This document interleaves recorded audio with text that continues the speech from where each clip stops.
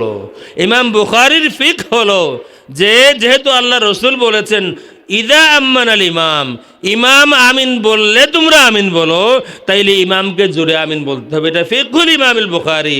সুতরাং বুখারী শরীফ ফিকহের কিতাব। যারা ইমাম বুখারী রাহিমাহুল্লাহর ফিকহ মানে তারা আবার দাবি করে আমরা কোনো মাযহাব মানি না। সুতরাং এবার বলেন, যারা বলে আমরা মাযহাব মানি না তারা সত্যবাদী না মিথ্যাবাদী? তারা একেবারে পিওর মিথ্যাবাদী। মাযহাব মানতে সকলেই বাধ্য। আমি আমার ইলমে কোন মুহাদ্দিস এই পৃথিবীতে বর্তমান আসমানের নিচে জমিনের উপরে কেউই দাবি করতে পারবেন না যে কোনো মুহাদ্দিস কোনো ইমামের কিতাব পড়া ছাড়া তিনি বলে দিবেন যে অমুক হাদিস সহিহ আর অমুক হাদিস সহিহ নয়। হুজুরিল্লাহ সম্ভব আছে যে কোনো কিতাব পড়তাম না, রাসূলের হাদিস পাইমু আর আমি আমার ইলম দিয়ে হইয়া দিমু হাদা হাদিসুন সহিহ? সম্ভব আছে? সম্ভাবনা 1% নাই। আমাকে হাদিস সহিহ জয়ীফ বলতে হলে কারো না কারো কিতাব পড়া লাগবে, কারো না কারো মাযহাব মানা লাগবে।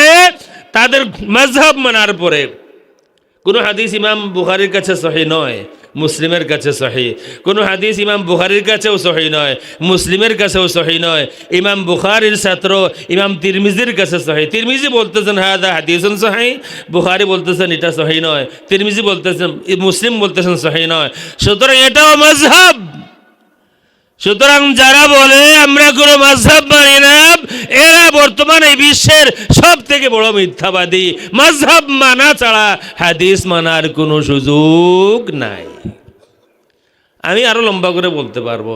যারা বলে রসুলের দোষ আছে, যারা বলে আল্লাহ রসুল সাল্লাল্লাহু আলাইহি ওয়াসাল্লাম কিয়ামতের দিন তার পাপের চিন্তায় পেরেশান থাকবেন, ফেল করে তাকিয়ে থাকবেন, গুনাহ বেশি হয় না নাকি বেশি হয়, আপনাদের বিশ্বাসে উচ্চ আওয়াজে বলবেন তারা সত্যবাদী না মিথ্যাবাদী? সবাই একমত না, সবাই একমত না এমন হয়। এই বক্তব্য আছে না নাই? নেটে আছে, চাইলে আমি এই মুহূর্তে শোনাই দিতে পারবো, এই মুহূর্তে শোনাই দিতে পারবো। মানে শাইখুশ শিরক, শাইখুশ শিরক, শিরকের শেখ, মানে সব থেকে বেশি শিরকের ফতোয়া যে ডেলিভারি দিতে পারে এমন মানুষ এই বাংলাদেশে আছে, যে বলেছে 16ই ডিসেম্বর পালন করা শিরিক, 26শে মার্চ পালন করা শিরিক, 21শে ফেব্রুয়ারি পালন করা শিরিক। এই শাইখুশ শিরক। তার বক্তব্য হলো কিয়ামতের দিন রসুল তার পাপের চিন্তায় পেরেশান থাকবেন, রসুলের আমলনামা ওজন হবে, রসুল ফেল করে থাকিয়ে থাকবেন কোনটা বেশি হয়, নেকি বেশি হয় না গুনাহ বেশি হয়। আর আমি বলতে চাই যদি রসুলের গুনাহ বেশি হয়ে যায় তাহলে রসুল জাহান্নামে যাবেন, নাউযুবিল্লাহি মিন যালিক। এই শেখ এবং এই পথের প্রতীক যারা আপনাদের বিশ্বাসে আপনাদের ঈমান ও আকীদা কি বলে তারা সত্যবাদী না মিথ্যাবাদী? সুতরাং আল্লাহ রাব্বুল আলামিন বলেছেন ইয়া আইয়ুহাল্লাযীনা আমানুত্তাকুল্লাহা ওয়া কুনু মা'আস সাদিকিন। হে ঈমানদারেরা আল্লাহ রাব্বুল আলামিনকে ভয় করো, তোমাদের ঈমান হেফাজত হবে, তোমাদের ঈমান রক্ষা হবে, সালামত থাকবে। ইত্তাকুল্লাহ, তাকওয়া অবলম্বন করো, ওয়া কুনু মা'আস সাদিকিন, সত্যবাদীদের সাথী হয়ে যাও।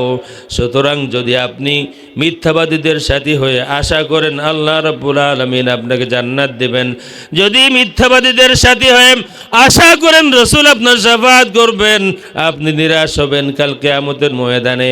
আল্লাহর হাবিব সাল্লাল্লাহু আলাইহি ওয়াসাল্লাম বলবেন সুহকান সুহকা, যাও দূর হয়ে যাও। আর অবশ্য তাদের সাথে যদি আপনি যোগ দেন আপনি মুঠেই এই আশা করতে পারবেন না যে রসুল আমার শাফাআত করবেন। রসুলের কাছে শাফাআত আশা করা এটা কি দূষণীয় কিছু? শিরিক হবে? তাদের কাছে ওই যারা তাদের বদমাযহাবে আমি বলি তাদের কাছে শিরিক হবে। আমি বুঝি না, সময় কতখানি আমার আছে, সরে দেখি আর না, আর কত সময় আছে, শেষ নেই।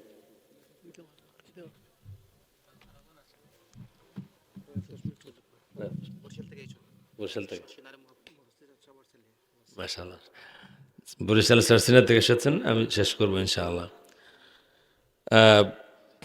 আমি হাদিসটা শেষ করি, এরপরে শাফাআতের কথা বলবো, তারপরে শেষ করবো। ক্বালু আল্লাহি আজলাসানা ইল্লা যালিক, ইয়া রাসূলুল্লাহ, আল্লাহর জাতের কসম আর কোনো উদ্দেশ্য নাই। এখানে বুট বুট পাবো বেশি, ভাইরাল হব, মানুষ আমার নামে স্লোগান দিবে, না দিছে ফতোয়া। অন্য কোনো উদ্দেশ্য নাই, দুনিয়ার কোনো উদ্দেশ্য নাই। উদ্দেশ্য হচ্ছে আল্লাহ তারিফ করব, আল্লাহর কাছে দোয়া চাইব, কারণ আল্লাহ আমাদেরকে হেদায়েত দিয়েছেন আর আপনার মাধ্যমে আপনাকে দিয়ে আমাদেরকে বড় দয়া করেছেন। আল্লাহ রসুল বলেন, আমা ইন্নি লাম আস্তাহলিফকুম তুহমাতান লাকুম, আমি তোমাদেরকে অবিশ্বাস করতেছি না। ওয়া ইন্নামা আতানি জিবরিল আলাইহিস সালাম, আমার কাছে জিবরিল এসেছেন, ফাখবারানি, আর আমাকে সংবাদ দিয়েছেন, আন্নাল্লাহ আযজা ওয়া জাল্লা ইউবাহি বিকুমুল মালাইকা, তোমরা যে আমাকে নিয়ে গর্ব করতেছো, তোমরা যে আমাকে পাওয়ার কারণে আল্লাহ তারিফ করতেছো, তোমরা যে আমাকে পাওয়ার কারণে এই উসিলায় আল্লাহ দরবারে দোয়া করতেছো, জিবরিল সংবাদ দিয়েছেন আল্লাহ রাব্বুল আলামিন ফেরেশতাদের সামনে তোমাদেরকে নিয়ে ফখর করতেছেন। দেখো আমার নবীর উম্মতরা কি করতেছে, তারা যে নবী পেয়েছে এই কারণে শুকরিয়া আদায় করে। আমরা যে ইহতিফাল বিল মাউলিদ, মিলাদ মাহফিল আমরা করি, আমরা আল্লাহর শুকরিয়া আদায় করি, আল্লাহ রাব্বুল আলামিন যে আমাদেরকে রাহমাতুল লিল আলামিনের উম্মত বানিয়েছেন, ঠিক না বেটে? সুতরাং হাদিসের সাথে মিলে যায়। শাফাআতের কথাটা বলে আমি শেষ করি।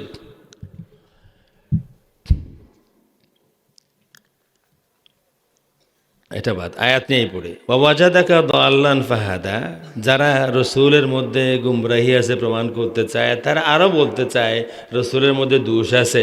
কুরআন শরীফে আল্লাহ বলেছেন, ফাসাব্বিহ বিহামদি রাব্বিকা ওয়াস্তাগফিরহু, ওয়াস্তাগফিরহু, আল্লাহর কাছে ইস্তেগফার করুন।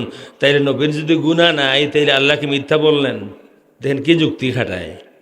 যেহেতু আল্লাহ বললেন ইস্তেগফার করুন, মাফি চান, তাইলে তো নবীর গুনাহ আছে, এই হলো তাদের যুক্তি। আসুন আমি খুব সংক্ষেপে 4টা আয়াত বলবো, দেখেন আসলে নবীর ইস্তেগফার কোরআন কি বলে। সূরা আলে ইমরানে আয়াতের নাম্বার আপনারা মিলিয়ে নেবেন, হাফিজ সাহেবরা আছেন। আয়াত হলো, ফাবিমা রাহমাতিম মিনাল্লাহি লিনতা লাহুম ওয়ালাউ কুনতা ফাযযান গালিযাল কলবি লানফাদ্দু মিন হাওলিক ফাআফু আনহুম ওয়াস্তাগফির লাহুম, ইস্তেগফার করুন তাদের জন্য। তাইলে বোঝা গেল এই আয়াতে নবীর ইস্তেগফার নবীর গুনার জন্য নয়। আলে ইমরানের এই আয়াত পরিষ্কার দলিল, নবীর ইস্তেগফার তার উম্মতের জন্য। কোনো সন্দেহ আছে? ওয়াস্তাগফির লাহুম, ইস্তেগফার করুন তাদের জন্য। যারা দাখিল অষ্টম নবমে পড়ে তারাও বুঝে, ওয়াস্তাগফির, ইস্তেগফার করুন লাহুম, তাদের জন্য। সুতরাং নবী আমার, আপনার ইস্তেগফার আপনার জন্য নয়, আপনার ইস্তেগফার আপনার উম্মতের জন্য। দ্বিতীয় আয়াত সূরা আন-নিসা, ওয়ালাউ আন্নাহুম ইয যালামু আনফুসাহুম জাউকা ফাস্তাগফিরুল্লাহা ওয়াস্তাগফারা লাহুমুর রাসূল, ওয়াস্তাগফারা লাহুমুর রাসূল, রাসূল যদি তাদের জন্য ইস্তেগফার করেন, তাইলে এই আয়াতেও রাসূলের ইস্তেগফার রাসূলের জন্য নয়, রাসূলের ইস্তেগফার তার উম্মতের জন্য। সূরা নূর 3 নম্বর আয়াত, ইন্নামাল মুমিনুনা আল্লাযীনা আমানু বিল্লাহি ওয়া রাসূলিহি ওয়া ইযা কানু মা'আহু আলা আমরিন জামি'in লাম ইয়াযহাবু হাত্তা ইস্তা'যিনু ইন্নাল্লাযীনা ইস্তা'যিনুনাক উলাইকা আল্লাযীনা ইউমিনুনা বিল্লাহি ওয়া রাসূলিহি ফাইযা ইস্তা'যানুকা লিবা'দি শা'নিহিম ফা'যান লিমান শি'তা মিনহুম ওয়াস্তাগফির লাহুমুল্লাহ, আপনি ইস্তেগফার করুন আল্লাহর কাছে তাদের জন্য। কোরআন শরীফের এই তিনটা আয়াত বলতেছে নবীর ইস্তেগফার নবীর জন্য নয়, নবীর ইস্তেগফার তার উম্মতের জন্য। আর আমাদের মোল্লা গোশি তারা বুঝেন, নবীকে যেহেতু ইস্তেগফারের কথা আল্লাহ বলেছেন, তাইলে নবীর গুনাহ আছে। আসুন সূরা নসর এটা দিয়ে শেষ করি।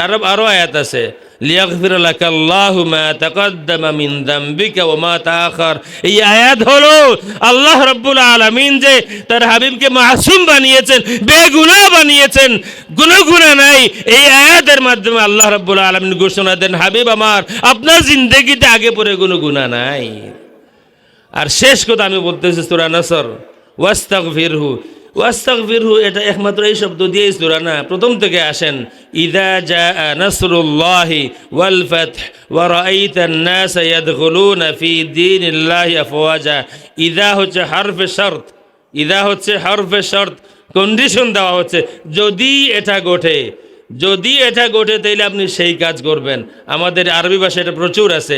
আল্লাহ রাব্বুল আলামিন তিনটা শর্ত দিলেন, যদি আল্লাহর সাহায্য আসে, যদি বিজয় হয়, যদি মানুষ দলে দলে ইসলামে দাখিল হয়, তাইলে কি করতে হবে? জবাবে শর্ত শুরু হলো ফাদিয়া ফাসাব্বিহ। এই ফাদিয়া জবাবে শর্ত শুরু হয়। যে কোনো আলিম উলামায়ে কেরাম আছেন, মিলাইয়া নেবেন। ফাদিয়া জবাবে শর্ত শুরু হয়। এর আগে তিন শর্ত আল্লাহ বলেছেন, যদি সাহায্য আসে, যদি বিজয় আসে, যদি দলে দলে মানুষ ইসলামে দাখিল হয়, তাইলে প্রথমে আপনি সাব্বিহ, আপনি আল্লাহর পবিত্রতা ঘোষণা করবেন। যদি সাহায্য আসে তাইলে আল্লাহর পবিত্রতা ঘোষণা করবেন। যদি বিজয় হয় তাইলে আপনি আল্লাহর প্রশংসা করবেন বিহামদিহি। আর যখন দেখবেন দলে দলে মানুষ ইসলামে দাখিল হয়, তখন ইস্তেগফার করুন। বিবেকের প্রশ্ন, আল্লাহ রাব্বুল আলামিন এই ইস্তেগফার কাদের জন্য বলেছেন? শর্ত হলো যখন দেখবেন দলে দলে মানুষ ইসলামে দাখিল হয়, তখন ইস্তেগফার করুন। তার মানে হলো এই সূরার আরেকটা নাম হলো সূরাতুত তাওদীহ, বিদায়ী সূরা। হাবিব আমার, আপনি বিদায় হবেন, আপনি বিদায় হয়ে যাচ্ছেন, দিন আর বেশি নাই। আপনার উম্মতকে আপনি বিদায় দিচ্ছেন এই সূরার মাধ্যমে। এই সূরার পরে পূর্ণাঙ্গ কোনো সূরা কোরআন শরীফে আর নাজিল হবে না। আপনি দেখছেন দলে দলে মানুষ ইসলামে দাখিল হচ্ছে, আপনার বিদায়ের মুহূর্তে আপনার গুনাহগার উম্মতের জন্য ইস্তেগফার করে করে আপনি দুনিয়া থেকে বিদায় নেবেন। সুতরাং নবীর ইস্তেগফার নবীর গুনাহ প্রমাণ করে না, নবীর ইস্তেগফার উম্মতের গুনাহ প্রমাণ করে। নবী ইস্তেগফার করেন উম্মতের গুনার জন্য। আল্লাহ রাব্বুল আলামিন এই পর্যন্ত যাদের উসিলায়, যাদের মাধ্যমে আমাকে, আপনাকে, আমাদের সন্তানদেরকে আহলুস সুন্নাত ওয়াল জামাতের আকীদার উপরে প্রতিষ্ঠিত রেখেছেন, আমরা দোয়া করি তাদের উসিলায় আমাদের অনাগত ভবিষ্যৎ কিয়ামত পর্যন্ত আমাদের খানদানে যারা আসবে, আমাদের ব্লাডে যেন বাতিল কোনো আকীদা স্পর্শ করতে না পারে। সবাই বলেন আমিন। ওয়া আখিরু দাওয়ানা আলহামদুলিল্লাহি রাব্বিল আলামিন। ওয়াসসালামু আলাইকুম ওয়া রাহমাতুল্লাহি ওয়া বারাকাতুহু। সাল্লাল্লাহু আলা সাইয়্যিদিনা ওয়া মাওলানা মুহাম্মদ।